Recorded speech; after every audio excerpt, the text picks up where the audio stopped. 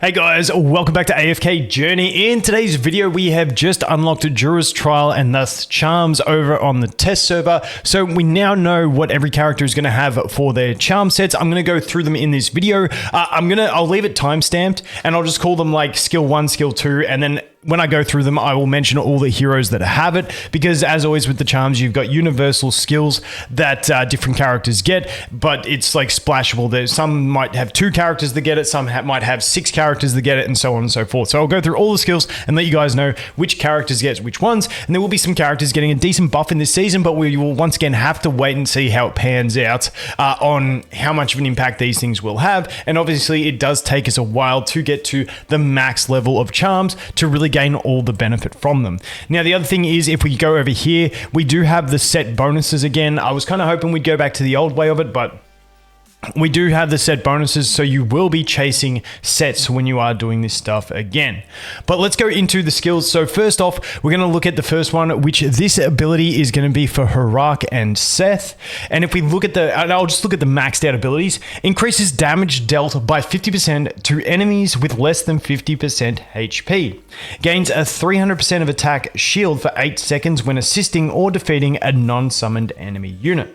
While this shield is active, increase attack by 20%. Honestly, this is a pretty solid one for Harak, because you can get them pretty low, then you just snipe them off quicker. You do really want to get that first kill as quickly as possible, and then the fact that you get the shield as well is really going to help for the survivability factor. So I think this is a great boost to Harak in his AFK stage competition, but also in the Supreme Arena, it's going to be pretty solid for him as well. So really decent one there. Once again, Harak and Seth getting that one. This next one is for Atalanta. We also have Muriel and Carolina with this ability, and that is during a battle, increase attack by 10% each time the caster deals a total of 800% damage with non-normal attacks, up to a max increase of 50% attack. This effect lasts until the end of battle. When reaching max stacks, gains 30 extra haste until the end of battle. We've got 2 units that are getting their extra skills with Muriel and Atalanta.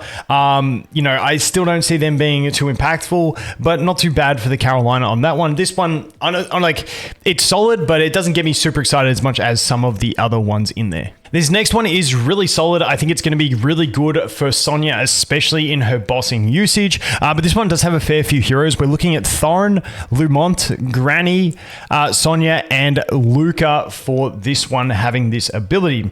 Now, this one unleashes a shockwave every 5 seconds, dealing 200% damage to surrounding enemies within 2 tiles, and reducing their physical defense and magic defense by 30% for 5 seconds. It cannot stack. Restores the caster's HP equal to 30% of the damage dealt by this skill. The physical and magical defense shred is going to be really solid when we look to someone like Sonya, who's already seeing some pretty decent bossing usage.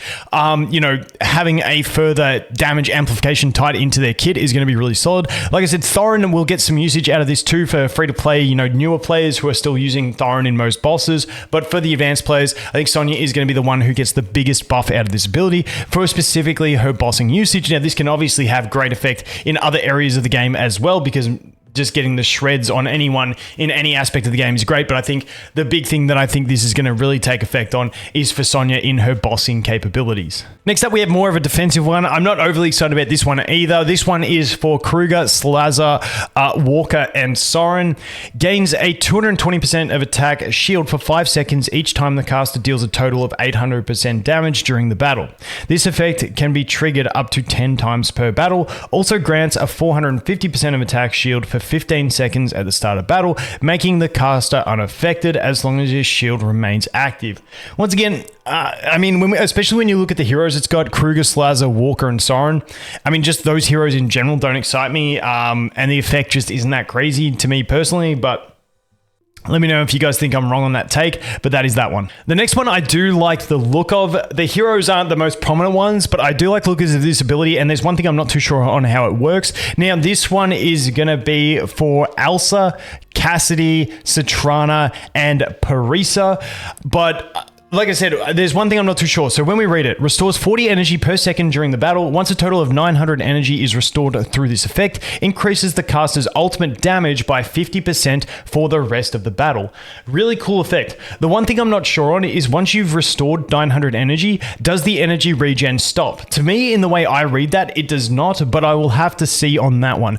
But once again, the big ones for that one, I think, is going to be Elsa because she spams the ult, so that's going to be fantastic for her, especially if we have something like the wave. But I think Elsa gets a solid little buff from that one. Same with Parisa. As for Cassie, not so much. Cassie more for her control slide from the energy gain than the raw damage that it gets. But for Cassie, it's a nice little buff to support. So yeah, I think this is a really solid one and could give a bit more usage to these heroes. This next ability is for Lily, Tamisha, Tassie, and Igor. Honestly, Lily and Tassie, two really solid heroes. Pretty solid effect overall. So this one, every 10 seconds in battle, increases the caster's attack by 8% and their physical and magic defense by 16%. The effect lasts until the end of battle. After 60 seconds have passed in a battle, the caster's attack deals extra damage equal to 40% of the target's lost HP, up to the caster's 320% of their attack. The bonus damage can be triggered once every 6 seconds. So to me, this stacks as well. Every 10 seconds in battle, increases the caster's attack by 8% and their physical and magical defense by 16%. The effect lasts until the end of battle, and it happens every 10 seconds. So it doesn't say the stacking, but it sounds like it stacks, which makes this one really, really nice. Lily, obviously, getting a solid boost there, but I think for Tassie, this one's going to be fantastic because obviously Tassie has the... but same with Lily, because Lily can dance as well. These two units having good survivability means this can really shift things towards the later stages of the battle, but also for Lily's bossing capabilities, this is a pretty solid damage boost overall, especially once we get 60 seconds in, and then she can start doing the bonus damage as well. We'll have to see how that scales based on lost HP with the boss, but I think it's going to be a pretty solid buff for Lily and Tassie in general. This next one is for Coco, Smokey, and Damien.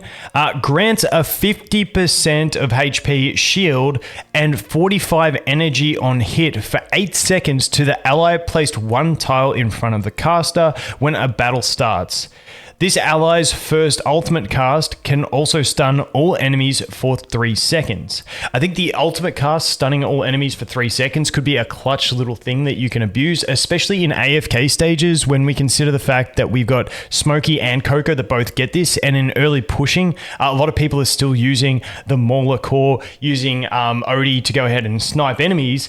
The fact that you could then manually play and have both of these effects active, especially if you have someone with some AoE in there. If we look at something like maybe a Friesto who can deal some AoE, or you bring something else with some wider AoE, I think you could get some really nice effects in the AFK stages with this type of thing as well. Besides that, the 45 energy on hit for 8 seconds, it's not like a massive boost like to their bossing capabilities and stuff like that, but a niche little boost anyway in AFK stage pushing that I can see. But yeah, that's that one. Not my most excited one, but hey, it's something else. Now, this next one gets me a little bit excited for Supreme Arena in some fun teams, but this one is for Vala, Sylvina, Kafra, Nara. So this one looks really fun to me. So when the battle starts, gain 40% attack and 40 haste. Back in the first season, I feel like we had a similar thing, but there was no way to like keep it. It was just like at the start of battle. But when the battle starts, gain 40% attack and 40 haste. These buffs last until the end of battle, but they decay by 2% attack and 2 haste per second until they reach 0. Assisting or defeating, the big thing is the assisting in here. A non-summoned enemy unit for the first time will stop the decay and restore the caster's HP equal to 150% of the total damage dealt to this target. The big thing is that you stop the decay, so you'll keep the attack and haste. I mean, let's say it takes you 5 seconds to kill an enemy, then you basically just get a perma 30% attack and 30 haste for the rest of the battle. Now, the reason I get excited about this when I think about Supreme Arena is because I love playing Vala, Sylvina, and Harak. It's just a fun thing that I really enjoy, and this will then tie into Harak's one, where he gains his shield. and his boost off of killing or assisting an enemy. So I think this really, like, you can snipe an enemy unit super quick with these two units, then keep the buff on them, and then obviously get Harak snowballing. So I do like this. I think this one is going to be a bit of fun. This is one of those ones where it's not like going to be like complete meta breaking, you know, boss battles, anything like that. But it's just one of those ones that I find fun. Some things I just find fun, and this is definitely one of them. I'm looking forward to some Vala, Sylvina, and Harak action in the Supreme Arena. This next one is for Iron, Shakir, and Arden. Now, Iron and Arden, I do think, have a really good usability out of this. When dealing damage to a target, causes splash damage equal to 40% of the base damage to their adjacent enemies. Splash damage won't trigger the effect, so you can't just endlessly snowball damage that one-shots everyone. When casting the ultimate, deals damage equal to 12% of current HP to all enemies up to 280%.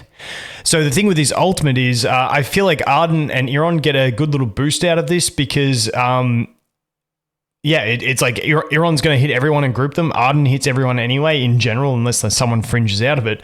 But you're getting a nice little damage boost on top of everything else for these guys. Do I think it's an absolutely broken one? No, but it's a nice little boost that they do get out of it. So not too bad in that one. But like I said, for those running the grouping type teams, I think this is a pretty solid boost to that.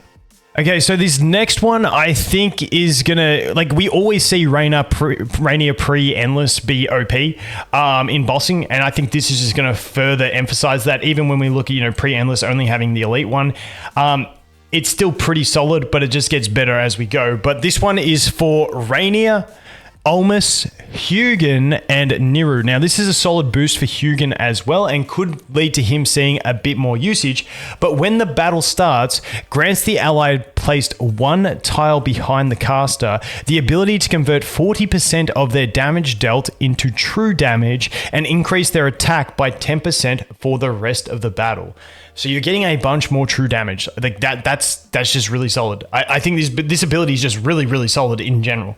If it just convert 40% of their damage dealt. So if 40% of all the damage you deal just becomes true damage, I feel like that is a big buff in itself. Now, even at base, it converts 25% of the damage into true damage, which isn't as big, but you know, just for the elite, that's going to be nice as well. So once again, that is for the Rainier and the Hugin. So I might even start testing my single copy Hugin because my Rainier isn't built up. I don't have a Mythic Plus. On this account, I went for Pesto and Harak. So I might even try the Hugin when I unlock those charms and see if I can get a good benefit out of that with Hugin, because that is honestly a solid ability in general, and Hugin is already good at hyper buffing along with his shielding capabilities. So I think this could be a really good play for Hugin and could see a bit more usage for him.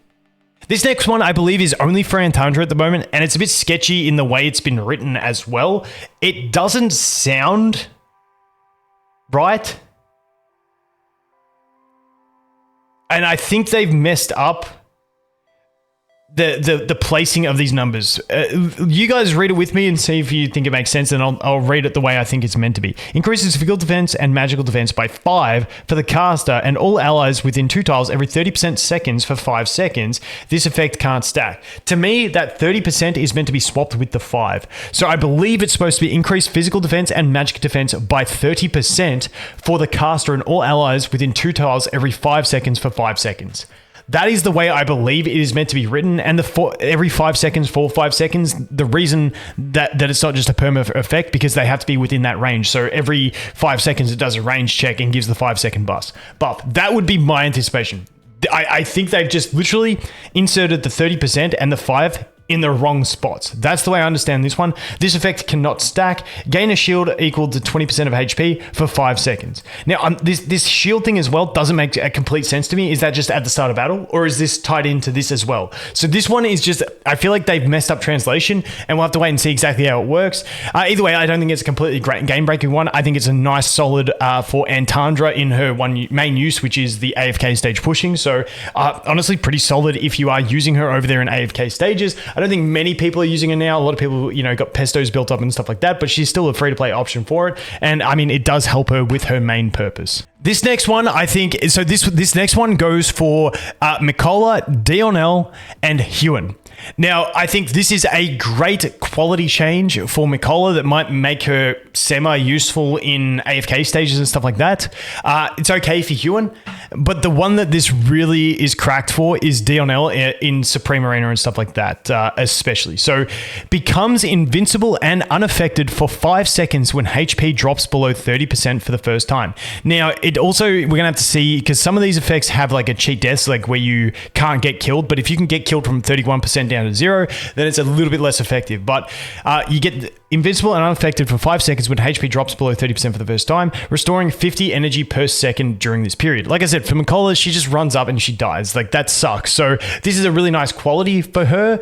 Honestly, I would have probably preferred her having some sort of buffing capabilities tied into it so that she could have had like more bossing effectiveness, but she's already really good in bossing anyway.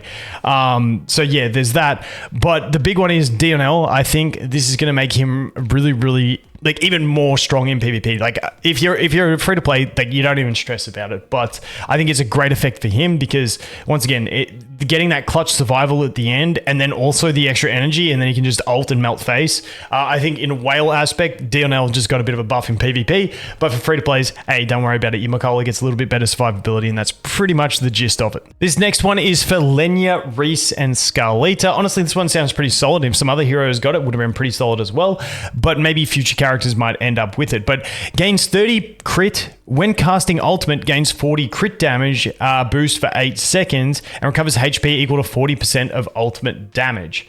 Honestly, it's not too bad of an effect. This one is fairly linear. There's nothing crazy to it, but it's just a solid effect in my opinion. Once again, that one is going to be for the Lenya, Scarlita, and Reese. So this next one is actually pretty solid as well. I think Ludovic is going to be the main beneficiary of this one. This one is for Ludovic, Lucius, Corrin, and Faye. Increases the attack of another ally by 15% for 6 seconds when healing or granting a shield to them. This effect does not stack. If the ally's HP is higher than 80%, it also grants an additional 20 haste. So essentially, as long as someone's in his healing field, they're going to be getting 15% attack and 20 haste, because normally, like especially when we look at bossing, which is his main purpose, you're normally going to be either above 80. If you're dropping below 80 when bossing, you're probably dead, especially when we look at Endless. So I think this is going to be a really solid boost for Ludovic, just a really solid ability in general, further buffing on top of his already healing and damage output that he has. The one thing is, because it says another ally, I don't believe he can apply this effect to himself, would be the only downfall of this one. But besides that, it looks like a pretty solid ability. This next one is like a revitalization of the season 1 season skill for Odie. This one is going to be on Odie, Merrily, Cecilia, Bryon, and Sinbad.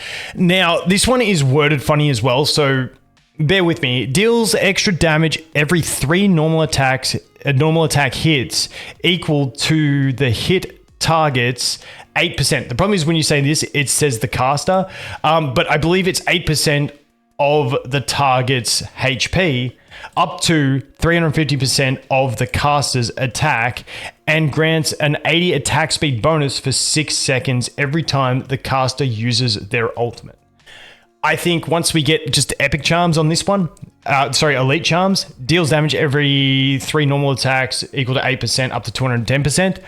I think even at elite, this is going to make Odie, once again, Odie is normally like the pre-season bossing, the pre-endless bossing king. And I think this is definitely going to re-cement him in that position, because this is just a pretty solid ability in general to him, especially the fact of how frequently he does pump out his basic attacks along with his ability that's considered 3 basic attacks. This kind of ability is cater-made for him, but decent buff there. This one is once again for him, Merrily, Cecilia, Bryon, and Sinbad. This next one is for Talene, Dunlinger, Viperion, Rowan, Brutus, and Valen. Now, this one for me, I've got my maxed out Talene over on my main account, and this is kind of like what her ability seasonal skill was in the first season. Again, restores 80 energy per second until the caster's energy is fully restored for the first time.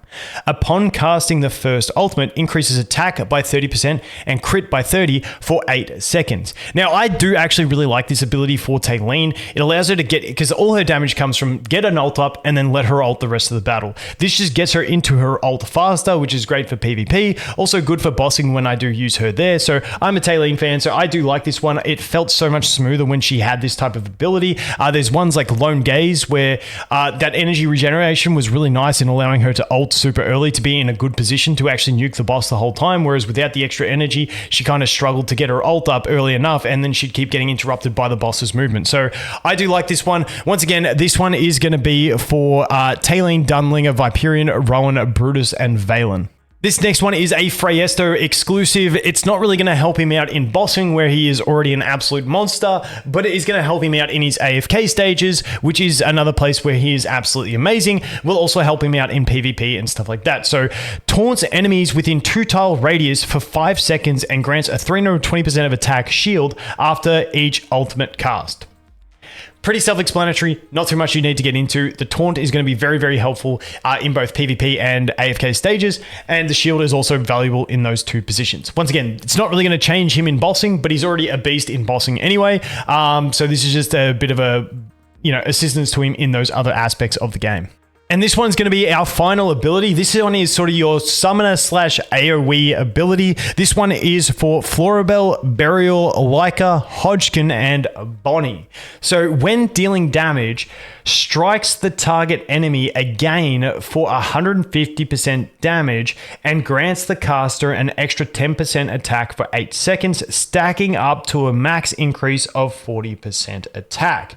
This effect can be triggered once every 6 seconds per enemy and also applies to the caster's summons. So this is where the summon aspect of it is really, really solid. So now you've got all of them being able to deal that extra damage. I mean, this could be really solid for something like Floribel in like potential bossing and stuff like that. I don't think it's going to creep her into the meta above everything else, but that kind of thing. But also in every aspect of the game, I think this is just a pretty solid ability in general. Now, each time this effect is triggered, restores HP equal to 30% of the damage dealt by the extra attack. So obviously, the fact that this it can be done once on every enemy, that's why it's for summoners, because it affects the summon units, but it's also for AoE. So someone like Bonnie, when she uses her ultimate, she hits everyone on the field. She's going to instant max stack this, and away you go. You got a 40% attack buff, plus you've dealt 150% extra damage to every enemy. When you consider with Bonnie, when she's stacked and she's spread her aging, she's already ticking everyone for extra damage. It's just the extra damage tick every time she does her ultimate. So I think that's a pretty solid one for Bonnie and basically for everyone that gets this. I think it's just a solid all-round ability, whether you are a summoner or an AoE unit. Once again, repeating, that one is for Floribel, Burial, Leica, Hodgkin, and Bonnie. And that is all of them. That took a little bit. If I got anything wrong, I'll update it in the pinned comment, but I'm pretty sure those are all the heroes and their abilities they get. And then you can sort of look forward to the future and think about what future characters might get as well. But in general, some pretty solid buffs. The ones, like I said, I'm really excited about the one for Vala and Sylvina. I think that's a lot of fun. I think this one here is going to be a great buff for those characters. I think Bonnie's going to see some more good usage. She might even get some more usage in the AFK stages where she's already decent. Who else do I think got a good buff? I really like the Harak one as well. I think that's pretty solid. Odie getting a really good buff. I think he's going to be the meta again in pre-endless bossing for a lot of players. Yeah, there was a few solid ones. I think, who else was it? The Tassie and the... and Lily was pretty solid. The Rainier and the Hugin one, that's another really good one. So I think there are a lot of solid abilities coming with the magic charms. But once again, if you want to know exactly how they're going to work, we're going to have to wait, get them, and then test it out to see exactly how it pans out throughout the season. But that is a look at all of them. Let me know any other things you guys want me to show you about the charms, but pretty exhausted. That's going to be it for this one. As always, thanks for watching. I hope you have an awesome day, and I look forward to seeing the next one. Cheers.